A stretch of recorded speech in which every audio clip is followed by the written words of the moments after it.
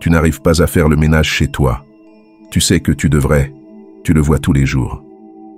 Les assiettes sales dans l'évier te regardent comme des yeux silencieux.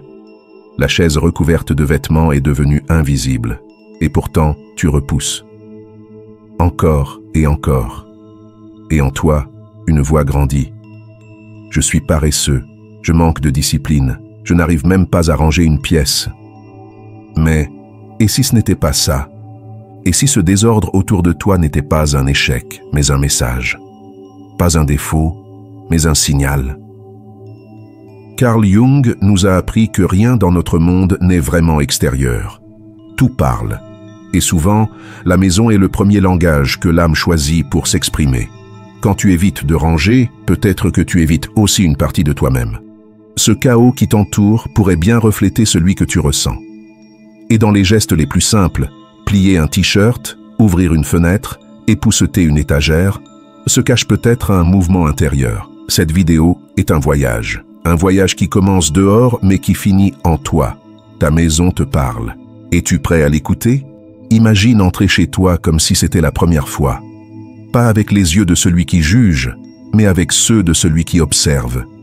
La pile de vêtements sur la chaise, les assiettes dans l'évier, l'armoire que tu n'ouvres plus depuis des semaines, chaque détail te parle. Mais ce n'est pas de paresse qu'il s'agit. Il s'agit d'émotions suspendues, de poids que tu n'as pas encore réussi à déposer. La maison, selon Carl Jung, est un archétype puissant. Ce n'est pas qu'un espace physique, c'est un reflet de ton intériorité. Ces pièces représentent les différents niveaux de la psyché. Le salon est la partie sociale, visible. Le grenier, la conscience. Le sous-sol abrite l'inconscient, l'ombre, tout ce que l'on évite de regarder. Ainsi, le désordre n'est pas juste un manque d'organisation. C'est une carte de l'âme dessinée dans l'espace.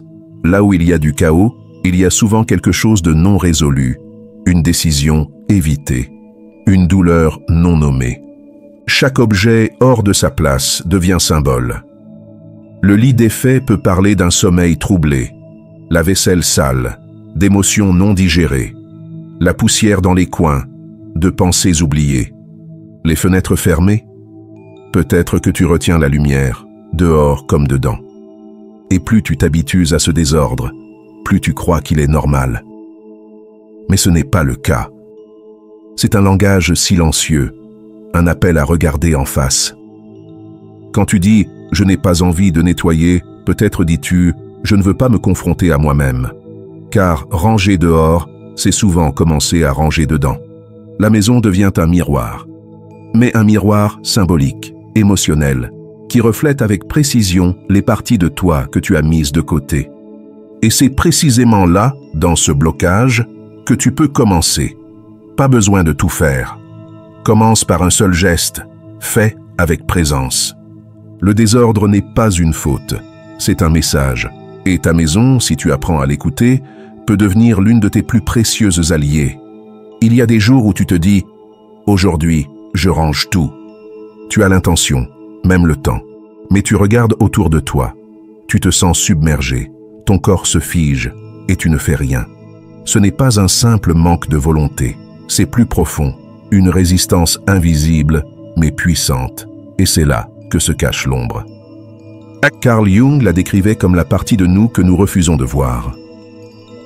L'ombre contient ce que nous avons refoulé pour survivre.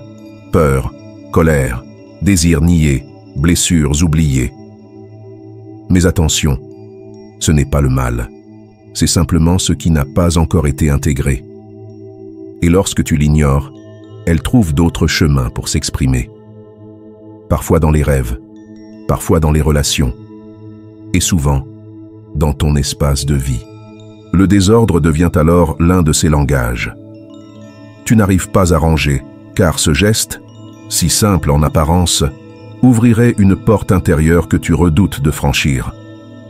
Ranger signifie affronter une douleur enfouie, une décision différée, une vérité que tu n'oses pas regarder. Le chaos devient ainsi une protection.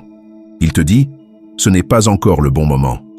Il t'immobilise, mais te rassure. Un paradoxe, il t'emprisonne, mais il te calme. Cet auto-sabotage n'est pas absurde. Il ne naît pas de la faiblesse, mais d'un réflexe ancien. l'esprit crée des blocages pour te protéger. Il dit « Mieux vaut ne rien faire que de trop ressentir ». Et voici la culpabilité. Je ne suis même pas capable de ranger ma maison, je suis un échec. Mais ce n'est pas vrai. Ton corps ne bouge pas car ton âme est fatiguée. C'est une surcharge émotionnelle, pas de la paresse. Beaucoup associent le rangement à une obligation froide, imposée. Peut-être vécue comme une punition dans l'enfance. Et aujourd'hui, chaque geste de rangement réveille cette mémoire. Comprendre cela, c'est déjà guérir. L'ombre ne se combat pas, elle s'accueille, elle s'intègre. Alors, le geste change. Plier un vêtement devient un message. Ranger n'est plus une corvée, c'est un rituel, c'est dire à ton ombre « Je te vois ». Et aujourd'hui, je ne t'abandonne pas. Chaque recoin de ta maison contient un message.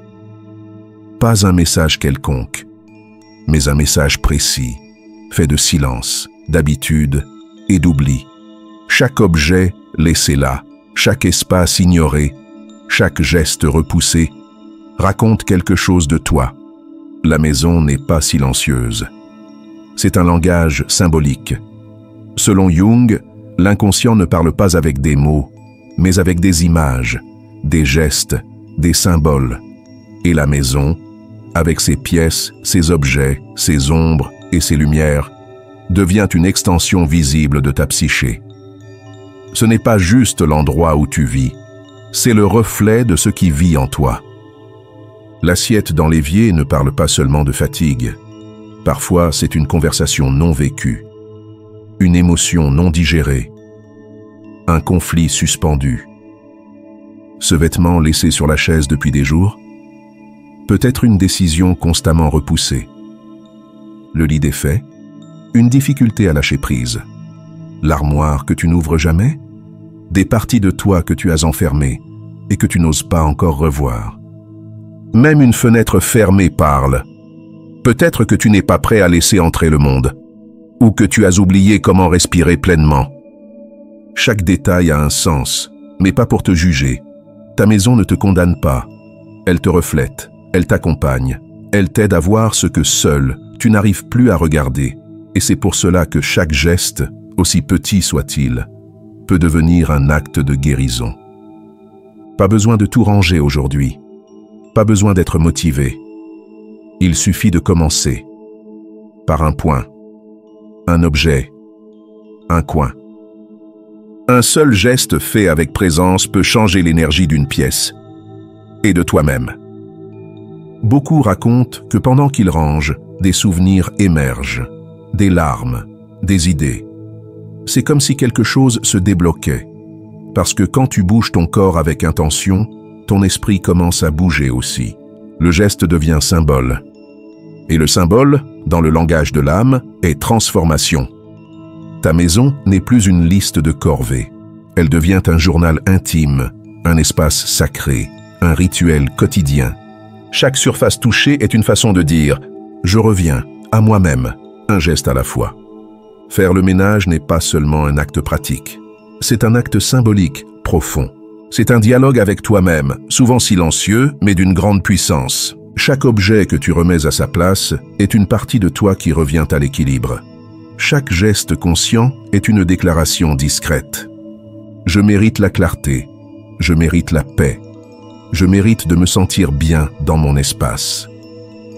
Il ne s'agit pas de perfection, il s'agit de présence.